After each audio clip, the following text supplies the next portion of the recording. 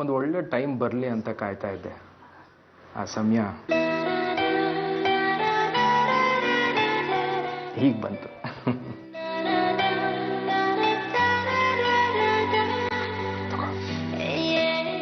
ಏನಿದು? ತಗೋ ಅಂತ ಹೇಳ್ತಾ ಇದ್ದೀನಲ್ಲ.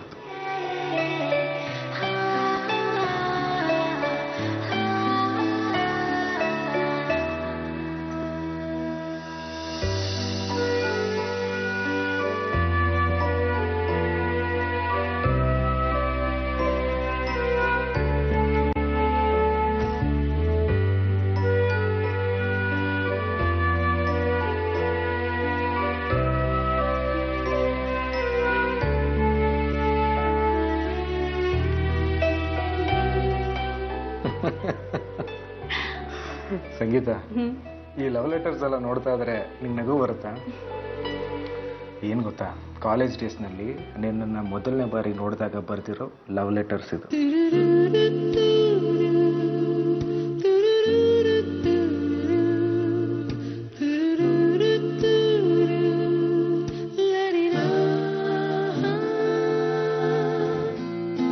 ಸಂಗೀತ, ಕಾಲೇಜ್ ಡೇಸ್ನಲ್ಲಿದ್ದಾಗ ನೀ ನನ್ನ ಹೃದಯದಲ್ಲಿ ಪ್ರತಿಷ್ಠಾಪನೆ ಆಗೋಗಿದ್ದೆ. ಬಿಸಿಲಲ್ಲಿ ಬಸವಳಿದಾಗ, ತಂಗಾಳಿ ಬೀಸಿದಾಗೆ, ಮರುಭೂಮಿಯಲ್ಲಿ ಓಎಸ್ಎಸ್ ಸಿಕ್ತಾಗೆ.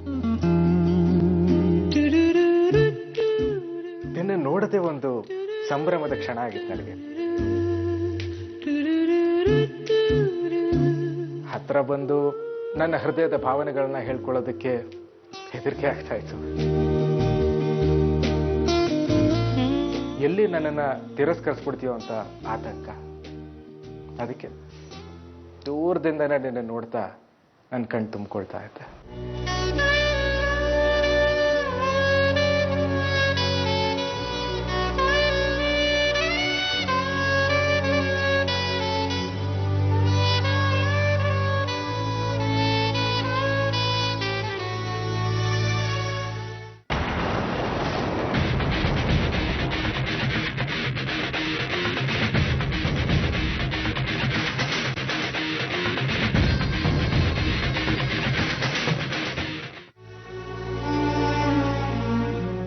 ಇದು ನಮ್ಮ ಮದ್ವೆ ಆದ್ಮೇಲೆ ಬರ್ತಿರೋದಾ? ಹೌದು.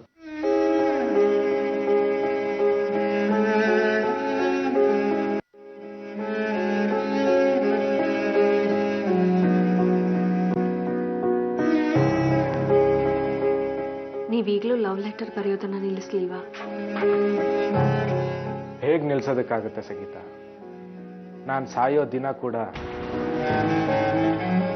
ಪ್ರೇಮ ಪತ್ರನ ಬರದೆ ಸಾಯೋದು.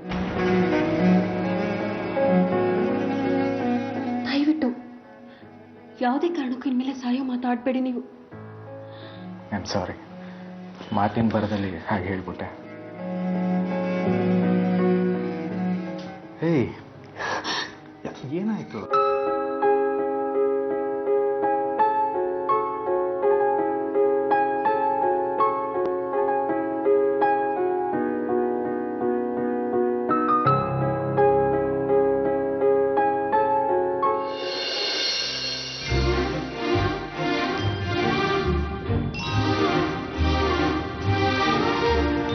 ನಾನು ಬಂದು ತುಂಬ ಹೊತ್ತಾಯ್ತು.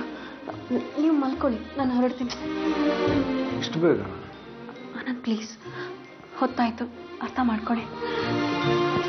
ಅಲ್ಲ ಸಂಗೀತ,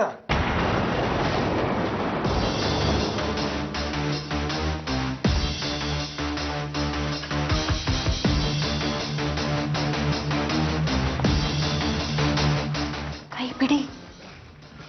ಸಂಗೀತ, ಇಷ್ಟು ಬೇಗ ನನ್ನನ್ನು ಬಿಟ್ಬಿಟ್ಟು ಹೋದ್ರೆ ಹೇಗೆ? ಇನ್ನೇನು ರಾತ್ರಿ ಎಲ್ಲ ಇಲ್ಲೇ ಇರೋಕ್ಕಾಗತ್ತಾ?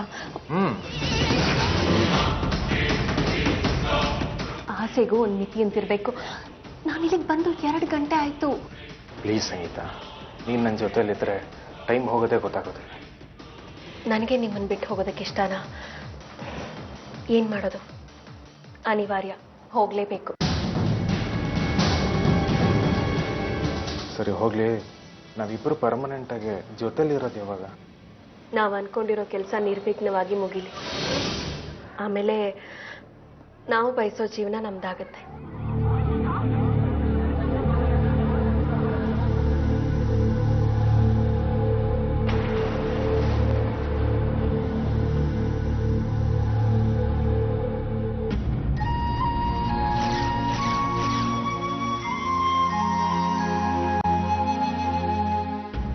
ಸರಿ.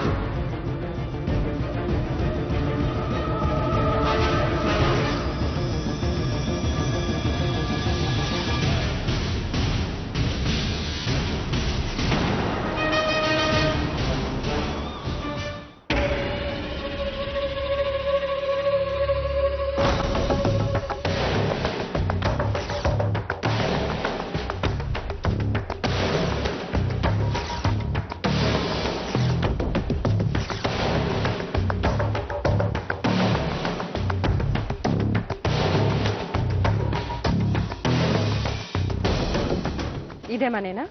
ಹೌದು, ಇದೇ ಮನೆ. ನಡಿ. ಅಲ್ಲೂ ಅಲ್ಲೂ ಆ ಜಾವ ಅಲ್ಲೂ ಜೈ. ಯಾಕಪ್ಪ, ಏನಾಯ್ತು? ಏನು ಇಷ್ಟೊತ್ತಿನಲ್ಲಿ? ನಮ್ದು ಬೀವಿಗೆ ಮೈಗೆ ಹುಷಾರಿಗೆ ಇಲ್ಲ, ಡಾಕ್ಟ್ರಿಗೆ ನೋಡ್ಬೇಕಿತ್ತು. ಡಾಕ್ಟ್ರು ಮನೇಲಿಲ್ಲ. ಡಾಕ್ಟ್ರು ಮನೇಲಿಲ್ವಾ? ಇಲ್ಲ ಸರ್, ಯಾವುದೋ ಪಾರ್ಟಿಗೆ ಅಂತ ಹೋಗಿದ್ದಾರೆ. ಅವ್ರು ಬರೋದು ನಾಳೆ ಬೆಳಿಗ್ಗೆನೆ. ಬಹು ದರ್ದಿಗೆ ಆಗ್ತಾ ಇದೆ. ಏನಪ್ಪ ಮಾಡೋದು? ನಿಮ್ಮ ಹೆಂಡತಿಗೆ ಭಾರಿ ಸೀರಿಯಸ್ ಆಗಿರೋಂಗೈತೆ. ಯಾವ್ದಾದ್ರು ಬೇರೆ ಹಾಸ್ಪಿಟ್ಲ್ ಕರ್ಕೊಂಡೋಗಿ ತೋರ್ಸಪ್ಪ.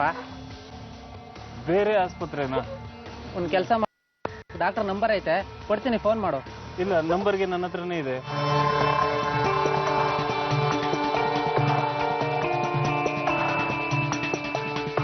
ಅಕ್ಕ, ಏನ್ ಮಾಡೋದು ಇವಾಗ? ಸ್ಟಾರ್ಟ್ ಮಾಡು.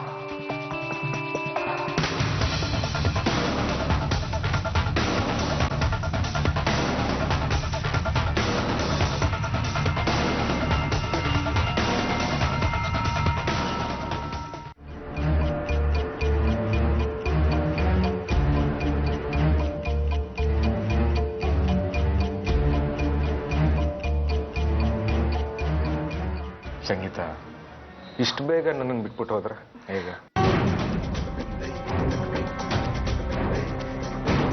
ರಾತ್ರಿ ಎಲ್ಲ ಇಲ್ಲೇ ಇರಕ್ಕಾಗತ್ತಾ? ನನಗೆ ನಿಮ್ಮನ್ನು ಬಿಟ್ಟು ಹೋಗೋದಕ್ಕೆ ಇಷ್ಟನಾ? ನಾವಿಬ್ಬರು ಪರ್ಮನೆಂಟ್ ಆಗಿ ಜೊತೆಲಿ ಇರೋದು ಯಾವಾಗ?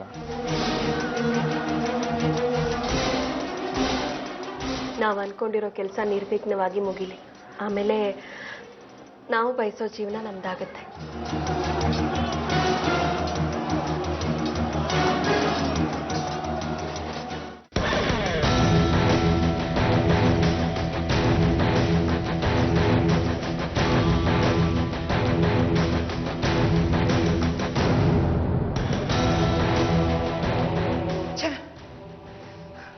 ಎಂತ ನಂಬಿಕೆ ಇದ್ರು ಅವಳ ಡ್ಯಾಡಿನ ಖಂಡಿತವಾಗ್ಲೂ ಪ್ರೀತಿ ವಿಶ್ವಾಸದಿಂದ ಮದುವೆ ಮಾಡ್ಕೊಂಡಿಲ್ಲ. ಒಂದ್ ವೇಳೆ ಪ್ರೀತಿ ವಿಶ್ವಾಸದಿಂದ ಮದುವೆ ಮಾಡ್ಕೊಂಡಿದ್ದಿದ್ರೆ ಅವಳು ನಿಯತ್ತಾಗಿರ್ಬೇಕಾಗಿತ್ತು. ಆದ್ರೆ ಅವಳು ಮಾಡಿದ್ದೇನು?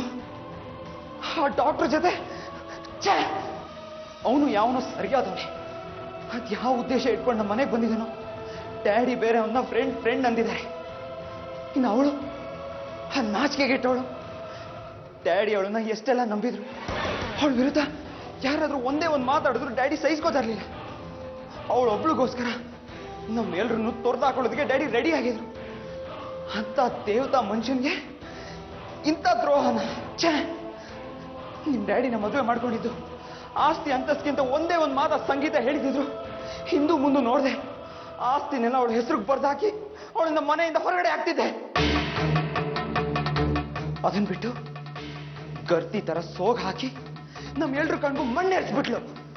ಡ್ಯಾಡಿ ಆರೋಗ್ಯ ಕೆಟ್ಟು ಮಲಗಿದ್ದಾರೆ. ಇಂಥ ಸಮಯದಲ್ಲಿ ಅವನ ಜೊತೆ ಸರ್ಸ ಆಡಕ್ ಹೋಗಿದ್ದಾರೆ. ನಿಂತು ನಿಲುವಲ್ಲೇ ಇವರಿಬ್ರನ್ನು ಕೊಂದಾಕ್ಬಿಡೋ ಸಿಟ್ಟು ಬರ್ತಾ ಇದೆ ನಂಗೆ. ಇಲ್ಲ, ಇವ್ರನ್ನ ಸುಮ್ಮನೆ ಬಿಡಬಾರ್ದು.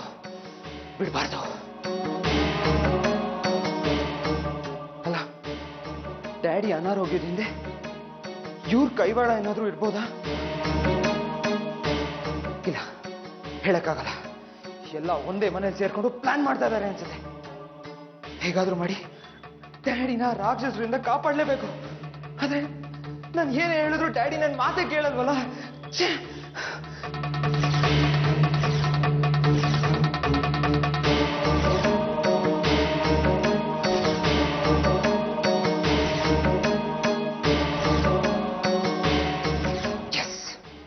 ಅದೇ ಸರಿ.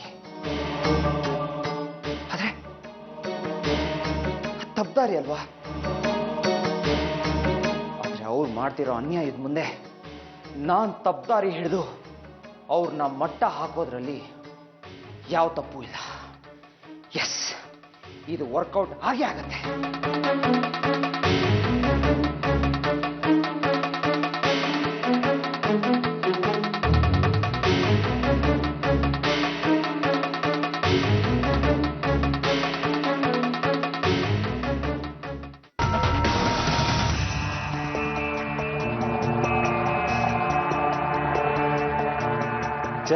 ಹಾಕೊಂಡಿದ್ದು ಗೆಟಪ್ಪು ಮೇಕಪ್ಪು ಎರಡು ವೇಸ್ಟ್ ಆಯ್ತು. ರಾಕಿ, ಒಂದು ಅಟೆಂಪ್ಟ್ ಫೇಲ್ ಆಯ್ತು ಅಂತ ಯಾಕೆ ಟೆನ್ಷನ್ ಮಾಡ್ಕೋತೀಯಾ? ಇವತ್ತ ಡಾಕ್ಟರ್ ಟೈಮ್ ಚೆನ್ನಾಗಿತ್ತು, ಅದಕ್ಕೆ ತಪ್ಪಿಸ್ಕೊಂಡ. ಇವತ್ತು ಬರಲಿಲ್ಲ ಅಂದ್ರೆ ಏನಂತೆ, ನಾಳೆ ಬರಲ್ವಾ? ಅಲ್ಲಕ್ಕ, ಒಂದು ಹುಮ್ಮಸ್ಸಲ್ಲಿ ಅಂತ ಹೋದಾಗ ಆ ಕೆಲಸ ಅಷ್ಟೇ ಸರಾಗವಾಗಾದ್ರೆ ಮನಸ್ಸಿಗೊಂದು ಖುಷಿಯಾಗಿರುತ್ತೆ. ಎಲ್ಲ ದಿನಾನೂ ಭಾನುವಾರ ಆಗಿರಲ್ಲ. ಆದರೆ ನಮ್ಮ ವಿಚಾರದಲ್ಲಿ ಕೆಲಸ ಆಗದಿರೋ ದಿನ ನಮಗೆ ಬೇರೆ ದಿನ ಆಗಿರುತ್ತೆ, ಕೆಲಸ ಆದ ದಿನ ನಮಗೆ ಭಾನುವಾರನೇ. ನಾಳೆ ಹೋಗೋಣ ಬಿಡು. ನಾಳೆ ಯಾವ ಗೆಟಪ್ಪು? ದಿನಕ್ಕೊಂದು ಗೆಟಪ್ ಹಾಕೊಂಡು ಹೋಗೋದಕ್ಕೆ ನಾವೇನು ಫ್ಯಾನ್ಸಿ ಡ್ರೆಸ್ ಕಾಂಪಿಟೇಷನ್ಗೆ ಹೋಗ್ತಾ ಇಲ್ಲ. ನಾಳೆನೂ ಇದೇ ಗೆಟಪ್. ಆ ಸೆಕ್ಯೂರಿಟಿ ನಮ್ಮನ್ನ ನೋಡಿದಾನಲ್ಲಕ್ಕ, ಮತ್ತೆ ಹೊಟ್ಟೆ ನೋವು ಅಂತ ಅನ್ಕೊಂಡೋದ್ರೆ ಅವನು ಗೊತ್ತಾಗ್ಬಿಡಲ್ವಾ? ರಾಖಿ, ಇವತ್ತಿದ್ದು ನೈಟ್ ಡ್ಯೂಟಿ ಸೆಕ್ಯೂರಿಟಿ. ನಾಳೆ ಹಗಲು ಹೊತ್ತಲ್ಲಿ ಹೋಗೋಣ, ಆಗ ಡೇ ಶಿಫ್ಟ್ ಅವನು ಬಂದಿರ್ತಾನೆ. ಹಗಲೊತ್ತಲ್ಲೇ ಹೋಗೋದಾ? ಯಾಕೆ ಹೆದರ್ಕೋತೀಯ? ಆ ಡಾಕ್ಟರ್ ನರ್ಸಿಂಗ್ ಹೋಮಿಗೆ ಹೋಗೋಕ್ ಮುಂಚೆ ಅವನನ್ನ ಹಿಡಿದು ಹಾಕೋಣ. ಅಲ್ಲಕ್ಕ, ಹಗಲೊತ್ತಲ್ಲೇ ಅಟ್ಯಾಕ್ ಅಂದ್ರೆ ನಮ್ಗೆ ಕೆಲಸ ಆಗೋದು ಮುಖ್ಯ, ಹಗಲು ರಾತ್ರಿ ಅನ್ನೋದು ಮುಖ್ಯ ಅಲ್ಲ.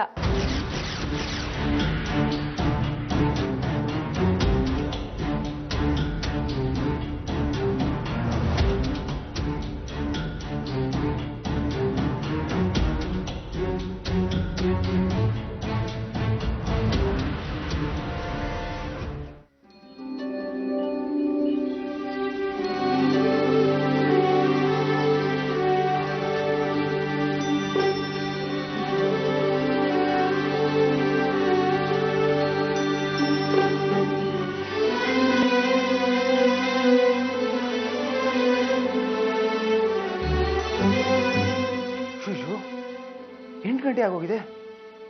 ಸೀತು ಯಾಕೆ ನಾನು ಎಬ್ಸ್ಲಿಲ್ಲ? ಎಲ್ಲೋದ್ಲಿವಳು?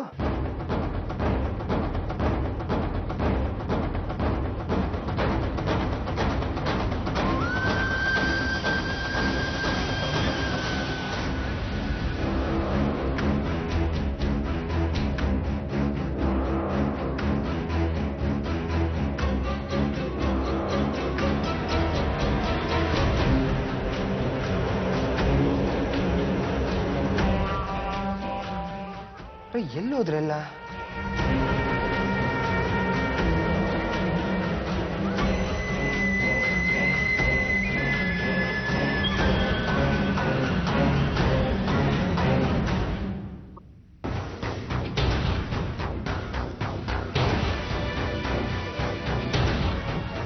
ರಾಜಿ, ಹೇಳಿ ಸಂತೋಷಣ್ಣ.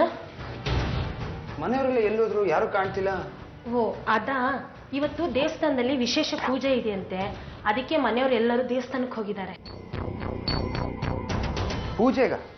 ಹೌದು, ದೊಡ್ಡ ಯಜಮಾನ್ರಿಗೆ ಆರೋಗ್ಯ ಸರಿ ಆಗ್ಬೇಕು ಅಂತ ದೇವಸ್ಥಾನದಲ್ಲಿ ವಿಶೇಷವಾದ ಪೂಜೆ ಮಾಡಿಸೋಣ ಅಂತ ಎಲ್ಲರೂ ಮಾತಾಡ್ತಿದ್ರು ಸಂತೋಷಣ್ಣ. ಆದ್ರೆ ಯಾರು ನಂಗೆ ಒಂದು ಮಾತು ಹೇಳಿಲ್ಲ. ನೀವು ನಿದ್ದೆ ಮಾಡ್ತಿದ್ರಲ್ಲ, ಎಬ್ಬಿಸ್ಲಿಲ್ಲ ಅಂತ ಕಾಣಿಸುತ್ತೆ. ಹಾ, ನೀವು ಎಚ್ಚರ ಆದ್ಮೇಲೆ ಸ್ನಾನ ಮಾಡ್ಕೊಂಡು ದೇವಸ್ಥಾನಕ್ಕೆ ಬರೋಕ್ ಹೇಳು ಅಂತ ಸೀತಾರಾಮ್ ಅವ್ರು ಹೇಳಿದ್ರು.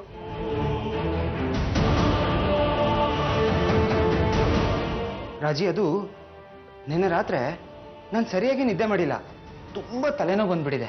ಅದಕ್ಕೆ ಇವತ್ತು ನಾನು ಎಲ್ಲೂ ಹೋಗ್ತಾ ಇಲ್ಲ. ನೀನೊಂದು ಕೆಲಸ ಮಾಡು, ನೀನೇ ದೇವಸ್ಥಾನಕ್ಕೆ ಹೋಗ್ಬಿಟ್ಟು ಬಂದ್ಬಿಡ. ಅಯ್ಯೋ ಸಂತೋಷಣ್ಣ, ನಾನು ಹೇಗೆ ಹೋಗ್ಲಿ? ಇಲ್ಲಿ ಮನೆ ತುಂಬಾ ಕೆಲಸ ಇದೆ. ಅದರಲ್ಲೂ ದೊಡ್ಡ ಯಜಮಾನ್ರಿಗೆ, ಸಂಗೀತಮ್ಮವರಿಗೆ, ಆನಂದಪ್ಪರಿಗೆ ಇನ್ನೂ ತಿಂಡಿನೇ ಕೊಟ್ಟಿಲ್ಲ. ಹೇಗೆ ಹೋಗ್ಲಿ? ತಿಂಡಿ ರೆಡಿ ಇದೆಯಾ? ಹಾ, ರೆಡಿ ಇದೆ. ಹಾಗಾದ್ರೆ ಅವ್ರು ಹಾಕೊಂಡು ತಿಂತಾರೆ. ನೀನೇನು ಅದ್ರ ಬಗ್ಗೆ ತಲೆ ಕೆಡ್ಸ್ಕೋಬೇಡ. ಫಸ್ಟು ದೇವಸ್ಥಾನಕ್ಕೆ ಹೋಗು.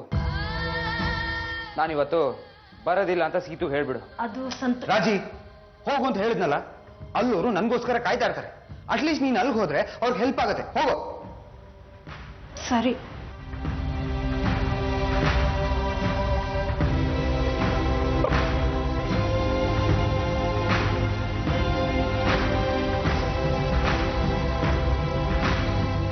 ಅಲ್ಲ, ದೇವಸ್ಥಾನಕ್ಕೆ ಹೋಗುವಂತ ಇವನ್ ಯಾಕೆ ನನಗೆ ಬಲವಂತ ಮಾಡ್ತಿದ್ದಾನೆ? ಯಾಕೋ ಇವತ್ತು ವಿಚಿತ್ರ ಆಡ್ತಿದ್ದಾನಲ್ಲ. ಏನ್ ಕತೆನೋ ಏನೋ.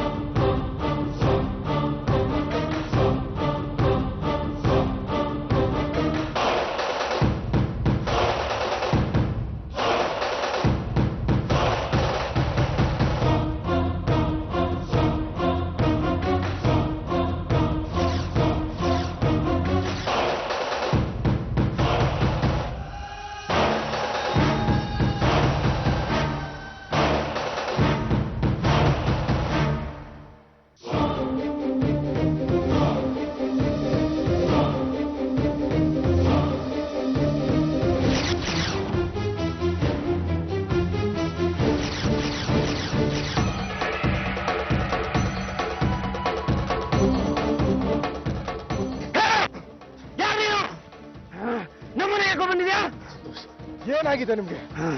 ನಾನು ನಿಜವಾಗ್ಲೂ ಡಾಕ್ಟ್ರು ಫಾರಿನಿಂದ ಬಂದಿದ್ದೀನಿ. ಮತ್ತೆ ಸಂತೋಷ್ ಮತ್ತೆ